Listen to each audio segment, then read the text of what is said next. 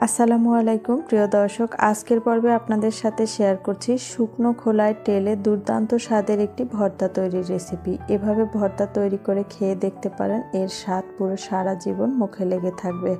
আমার কাছে মনে হয় কাঁঠাল ফুরিয়ে গেলেও কিন্তু কাঁঠালের বিচি এখনও সবার ঘরেই রয়েছে। চাইলে একবার হলেও এভাবে ভর্তাটি বানিয়ে দেখতে পারেন। তো চলুন মূল রেসিপি দেখে নেওয়া যাক। প্রথমে একটি মাটির পাত্র নিয়ে এর মাঝে 8 থেকে 10টি শুকনো মরিচ দিয়ে মরিচগুলোকে ভেজে নিচ্ছি একটু সময় নিয়ে। মরিচ ভাজা হয়ে গেছে, এবার এর মাঝে কয়েকটি চিংড়ি মাছ দিয়ে দিয়েছি। আমার কাছে অল্প পরিমাণ চিংড়ি মাছ ছিল, চিংড়ি মাছটা দিয়ে সুন্দরভাবে ভেজে এটাকেও তুলে নিচ্ছি। শুকনো খোলায় এভাবে ভর্তাটা ভেজে তারপরে ভর্তা তৈরি করলে উপকরণগুলো ভেজে এভাবে ভর্তা তৈরি করলে খুবই ভালো লাগে। তারপরে এখানে কাঁঠালের বিচি দিয়ে দিয়েছি, আর দিয়েছি একটা রসুন আর বেশ বড় সাইজের একটি পেঁয়াজ দিয়ে কিছু কাঁচামরিচ দিয়ে সুন্দরভাবে ভেজে নিয়েছি একটু সময় নিয়ে।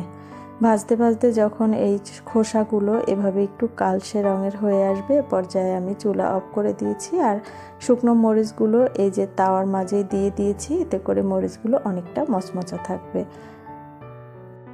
কাঁঠালের বিচিগুলো ভেজে নেওয়ার পরে কিন্তু হাত দিয়ে চাপ দিলেই এভাবে খোসাটা খুলে যায়। আর সুন্দরভাবে ভাজা হয়ে গেছে। আর একটু গরম থাকা অবস্থায় কিন্তু ভর্তাটা তৈরি করে নিতে হবে, না হয় কিন্তু ভর্তা বেটে নিতে কষ্ট হবে।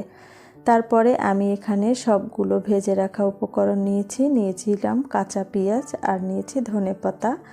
এরপরে আমি চিংড়ি মাছ, তারপরে ভেজে রাখা পেঁয়াজ, রসুন, কাঁচা পেঁয়াজ, ভেজে রাখা কাঁচা মরিচ, তারপরে ভাজা মরিচ দিয়ে লবণ দিয়ে পরিমাণ মতো আমি এগুলোকে প্রথমে বেটে নিচ্ছি। সব কিছু কিন্তু একসাথে সুন্দরভাবে বেটে নিতে হবে, একদম মিহি করে বাটতে হবে না। ভর্তা কিন্তু একদম মিহি করে বেটে নিলে খেতে খুব বেশি ভালো লাগে না।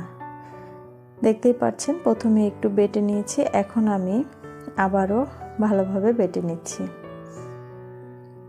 চিংড়ি মাছ দিয়ে এই ভর্তাটা তৈরি করলে খেতে কিন্তু অসম্ভব ভালো লাগে। তারপরে আমি ধনেপাতাগুলো দিয়ে আবারও বেটে নিচ্ছি। মশলাগুলো বেটে নেওয়ার পরে এখন আমি এখানে দিয়ে দিচ্ছি সেই ভেজে রাখা কাঁঠালের বিচিগুলো দিয়ে আমি আলতো হাতে এভাবে ভেঙে তারপরে বেটে নিচ্ছি। একদম মিহি করে বাটবো না আমি ভর্তাটা কিন্তু একদম মিহি করে করলে একদমই ভালো লাগবে না। দেখতেই পাচ্ছেন আমার ভর্তাটা রেডি হয়ে গেছে। এবার আমি মশলার সাথে এই যে পেঁয়াজ মরিচ বাটার সাথে সুন্দরভাবে মিশিয়ে এখানে আমি কিছু কাঁচা পেঁয়াজ দিয়ে দিয়েছি, কিছু ধনেপাতা কুচি দিয়ে দিচ্ছি, আর দিয়ে দিচ্ছি সরিষার তেল। তো আমি হাত দিয়ে মেখে তারপরে সরিষার তেলটা দিয়ে আবারও ভালোভাবে মেখে নিয়েছি। তৈরি হয়ে গেল আমার দুর্দান্ত স্বাদের ঝাল ঝাল ভর্তা। এবার আমি পাটায় একটু ভাত মেখে খেয়ে নিচ্ছি। এটা খেতে কিন্তু দারুণ লাগে। কার কার কাছে এভাবে পাটায় ভাত মেখে খেতে ভালো লাগে অবশ্যই কমেন্ট করবেন। ভর্তা বানানোর পরে আমি কিন্তু এভাবে ভাত খাই, ভালো লাগে।